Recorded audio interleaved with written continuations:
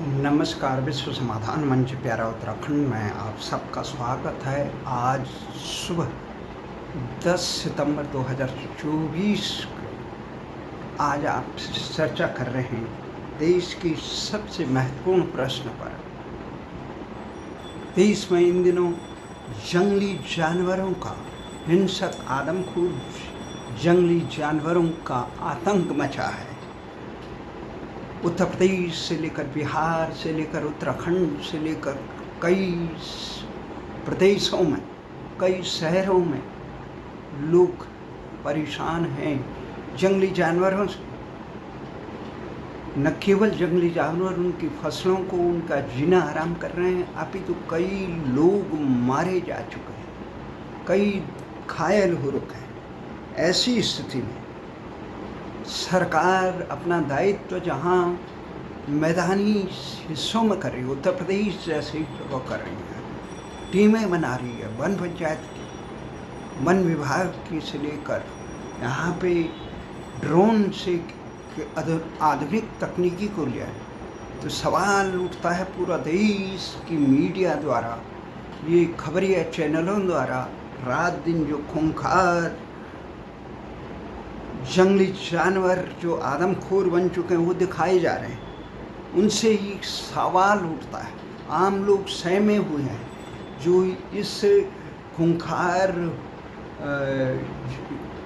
जंगली जानवरों के आतंक से भी दूर हैं, वो इनकी दृश्य देख के ही बहुत परेशान है। तो ऐसे में सवाल उठता है कि क्या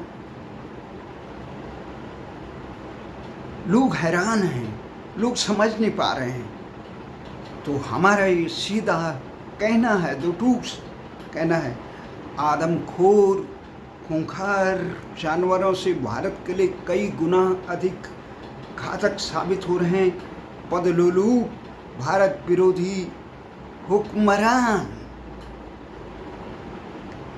इन दिनों जहां भारत में अतिवर्षा से संसार में कहीं तूफानों, भीषण वर्षा, युद्ध से तबाही मची हुई है, वहीं भारत के सबसे बड़े प्रांत जनसंख्या के आधार पर उत्तर प्रदेश में बहराइच जनपद में भेड़ियों का आतंक मचा है।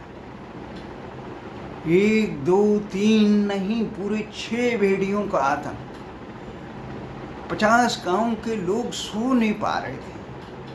भेड़ियों का आतंक, सोते सोते लोगों को, बच्चों को, महिलाओं को उठाकर उन्हें अपना निवाला बनाने के लिए उठा ले जाता है।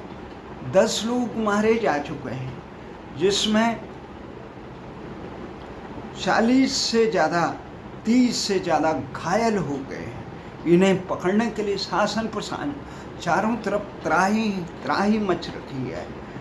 26 टीमें बना रखी हैं, पिंजरे कई प्रकार के बना रखे हैं, जालें लगा रखी हैं, ड्रोन बिछा रखे हैं, पूरा सरकारी अमला लगा हुआ है। आम लोग, जनता रात दिन सोने के बजाय, स्कूल जाने के बजाय लठ लेके सजग हैं। दरवाजे नहीं हैं गरीब लोगों के, प्रशासन दरवाजे लगा रहा है, वो दरवाजे तोड़ के अंदर आ जा रहा है धक्का मार के, जो कमज़ोर दरवाजे थे। तो ये जो चीज़ें हैं, ये केवल बहराइच का मामला नहीं है, यहाँ इस देश में ये पीलीभीत में शेर का आतंक है, और इन्हीं कई जगह बाघ का आतंक है। बिहार में देखा गया, हरियाणा में देखा गया, जहाँ देखा गया, उत्तर प्रदेश के कई जगह। और इस खबरिया चैनलों के कारण ये पूरे देश में इन खूंखार भेड़ियों के आतंक से लोग सहमे हुए हैं, ऐसे आशंका कर रहे हैं कभी यहाँ ना आ जाए। परंतु इस देश में लोग सबसे बड़े जो खूंखार देश के लिए घातक हो रहे हैं, उन लोगों से सजग नहीं है, उन लोगों से उजागर नहीं है जो हुक्मरान, जो अपने पदलोलुपता के लिए, जो अपनी कुर्सी के लिए, जो अपनी सत्ता लोलुपता की प्राप्ति के लिए इस देश को जाति, क्षेत्र, संप्रदाय की संकीर्ण भट्टी में धकेल कर नाश कर रहे हैं। इस देश को 1947 में 20 लाख से ज़्यादा लोग, अंग्रेजों ने इसका विभाजन कराना चाहा धार्मिक आधार पर। मुस्लिम लीग के जीना उसके ग्रिप में फंस गई। भारत में भी कांग्रेस ने जीना की हठधर्मिता के कारण उसको स्वीकार किया सांप्रदायिक आधार पर कि हिंदू मुस्लिम एक साथ नहीं रह सकते हैं। हम यहाँ के शासक थे, उन्होंने पाकिस्तान मांगा तो इस प्रकार की निर्मम विभाजन हुआ जिसमें 20 लाख निर्दोष हिंदू मुसलमानों का कत्लेआम किया गया। जो मुसलमान यहाँ कह रहे थे कि हमें पाकिस्तान जाना है, वो भारत की सरजमी से पाकिस्तान में गए। उनको वहाँ लाखों उन मुसलमानों को वहाँ दोहरे दर्जे का नागरिक दिया गया जो अपने घर बार छोड़ के चले गए।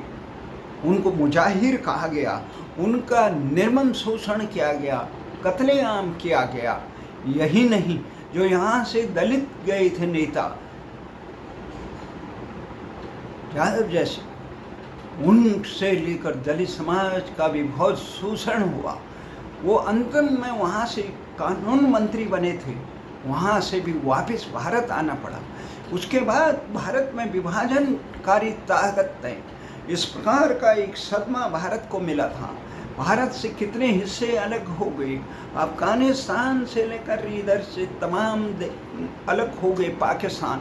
उसके बाद बांग्लादेश जब बना तो 20 लाख जो भारतीय थे पहले, वो पाकिस्तान बनने गए थे। पूर्वी पाकिस्तान पश्चिमी पाकिस्तान के झगड़े में बंगाल और पंजाब बाहुल पाकिस्तानियों के झगड़े में भारत वो पूर्व भारतीयों का निर्मम हत्या 30 लाख लोगों की 71-72 में बांग्लादेश में पाकिस्तानी सेना और कट्टरपंथियों ने निर्मम हत्या की। इस प्रकार से बड़े देश के विभीषिका। उसके बाद भारत के हुक्मरानों ने देश में जाति और संप्रदाय के आधार पर, भाषा के आधार पर, क्षेत्र के आधार पर वर्गीकरण करके उनका विभाजन करके राष्ट्र को कमजोर करने वाली ताकतों पे अंकुश लगाना चाहिए था। भारत में दोबारा इस प्रकार की घृणित कार्य न हो, इस प्रकार के खूंखार भेड़िए जन्म न ले। ये इंसान, ये जंगली जानवर भेड़ियों से भी खतरनाक होता है, जो अपने निहित स्वार्थ के लिए, दलीय स्वार्थ के लिए अपनी सत्ता लोलुपता देश को जाति और संप्रदाय के और क्षेत्रवाद के उसमें डालते हैं। देश को एक आम भारतीय नागरिक नहीं मिला। जिन ताकतों ने भारत का विभाजन किया, वो विभाजनकारी जो लोगों के साथ रहना नहीं चाहते हैं, जो कहते हैं केवल हम ही रहे, हमारा ही कानून चले, दूसरे समाज को यहाँ पे जीने का हक नहीं है, जिनके शासन में पाकिस्तान से ले बांग्लादेश में अल्पसंख्यकों पर निर्मम संहार हो रहे हैं।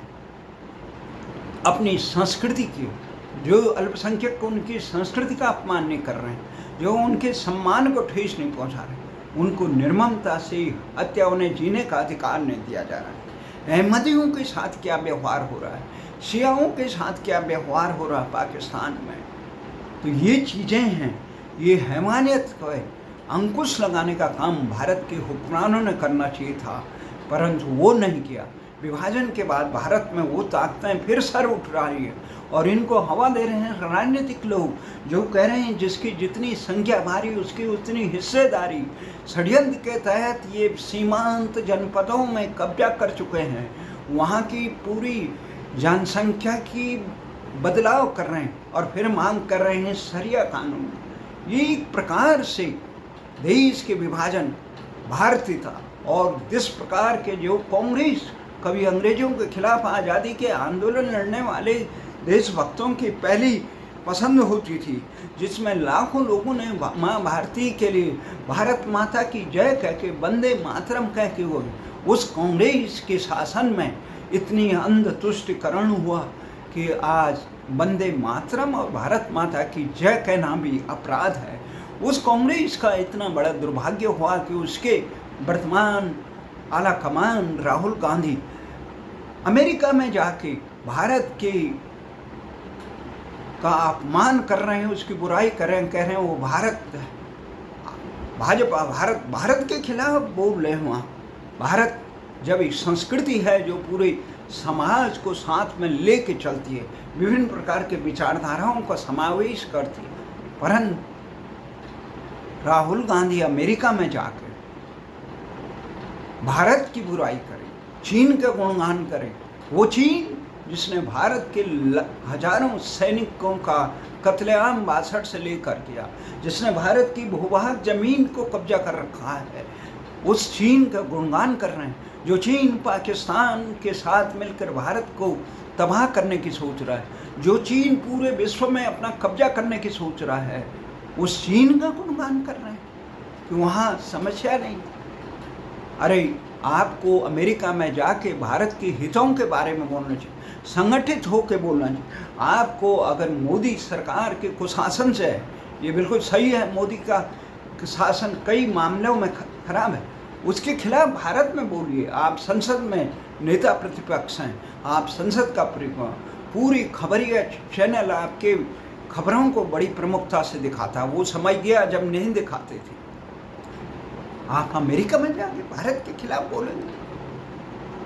कहाँ से इतना दुर्भाग्य पैदा हो गया भारत का। और भारत के एक मंत्री कल कह रहे हैं उस चीन ने जो अवैध वो अस्थायी निर्माण कर रखे हैं वो अतिक्रमण नहीं है। कैसे मंत्री दिवालियापन भारत की सरकारों का, ये केवल एक पक्ष का नहीं, कांग्रेस ही कांग्रेस, सपा बसपा से लेकर सारे जो केवल अपने दलीय स्वार्थों, अपनी विचारधाराओं को तक रही हैं, देश के हित के बारे में नहीं। जिस प्रकार से रूस, चीन और जापान में, इजराइल में अपने देश के बारे में सोचा जा रहा है, ऐसे भारत के बारे में कौन करेगा भारत की रक्षा? भारत के आम नागरिकों को किस प्रकार, और उस अमेरिका के जाके तुम अगर अमेरिका को माई बाप बनाओगे, अमेरिका का हस्तक्षेप, उसके आशीर्वाद के लिए लालायित होकर पक्ष विपक्ष अमेरिका के दंडवत करेगा, तो जो सियाचिन कराने वाला, जो बम्बई में आतंकी हमले कराने, जो पाकिस्तान को संरक्षण देकर भारत को, जो बांग्लादेश के निर्माण में अपना 7वां बेड़ा भेजने वाला, जो कश्मीर के आतंक के लिए, जो पूर्वोत्तर के उसमें इतना हो रहा है, अभी बांग्लादेश के शासक की सतह उखाड़ के फेंक दी। किसने फेंकी? शेख हसीना ने, प्रधानमंत्री शेख हसीना ने पहले ही कह दिया था भारत के प्रधानमंत्री से देश कि अमेरिका वहाँ एक अपना अड्डा बनाना चाहता है और एक ईसाई देश बनाना चाहता है, जिससे भारत से लेकर पाकिस्तान इस पर अंकुश लगा जा सके। परंतु सरकार ने काम नहीं किया। सरकार को चाहिए राजीव गांधी के कार्यकाल की तरह, इंदिरा गांधी के कार्यकाल की तरह भारत के मित्रों की प्रभुसत्ता को, अखंडता को, पड़ोसियों को हड़पने में लगे जो वैश्विक ताकतें हैं, ये संसार की शांति अमन चैन को ख़त्म करने वाले, जो केवल अपने हथियारों को बेचने के लिए, अपनी चौधराहट को चलाने के पूरे संसार के लोकतंत्र को रोंदने का काम कर रहे हैं, जिन्होंने पाकिस्तान में निर्वाचित सरकार को उखाड़ के हुए सैन्य की कठपुतली सरकारों को वहाँ पे स्थापित कर रखा है, जिन्होंने अभी बांग्लादेश में तख्ता पलट किया, जिन्होंने पूरे भारत में इस प्रकार का तहलका मचाया। डेस्मंड हेडली जो बम्बई बम कांड का सबसे बड़ा खलनायक था, उसको अमेरिका ने अपने पास संरक्षण दे रखा है। और भारत को अलगाववाद करने वाले लोगों को नाटो से लेकर अपने देश में संरक्षण देकर भारत के खिलाफ अलगाववादी ताकतों को हवा दे रहे हैं। तो ये जो चीज़ें हैं, आज अगर अमेरिका को माई बाप बनाने वाले, उनकी कठपुतली यूक्रेन की में क्या तबाही हुई, पूरा समृद्ध देश तबाह हो चुका, लाखों लोगों मार चुके, जर्जर हो चुका है। रूस के आगे सोवियत संघ को तोड़ने के बाद नाटो, अमेरिका का नाटो ने रूस के दरवाजे पे जाके यूक्रेन को, तो उसने अपनी इस कुटिल चाल को समझा और उन्होंने अपने देश की अस्मिता की, अखंडता की रक्षा करने के लिए यूक्रेन पर हमला। आज लाखों लोग मारे, तबाही का दौर चल रहा है, इधर से खाड़ी देशों में चल रहा है।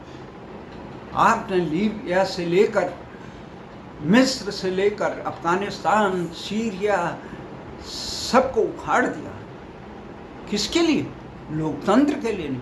भारत के सबसे बड़े लोकतांत्रिक देश को हमेशा अस्थिर करने के लिए काम कर। आपके प्यादे जितने भी बने संसार में, ये चाहे मैगेस से हो या जेलस की हो, उन्होंने तबाही के अलावा कोई आमंत्रण नहीं। आप अपने हथियार बेचने के लिए संसार को हमेशा शांति को युद्ध की भट्टी में जाओ। तो भारत के हुक्मरान अमेरिका के आगे उसकी दया का, उसकी कृपा का के लिए उसका गुणगान कर रहे हैं, चीन का गुणगान कर रहे हैं। अरे भारत माता की जयकार करने में तुम्हें शर्म आती है? जिस आज़ादी के लड़ाई लड़ने, वंदे मातरम गाने में तुम्हें शर्म आती है? ऐसे कट्टरपंथी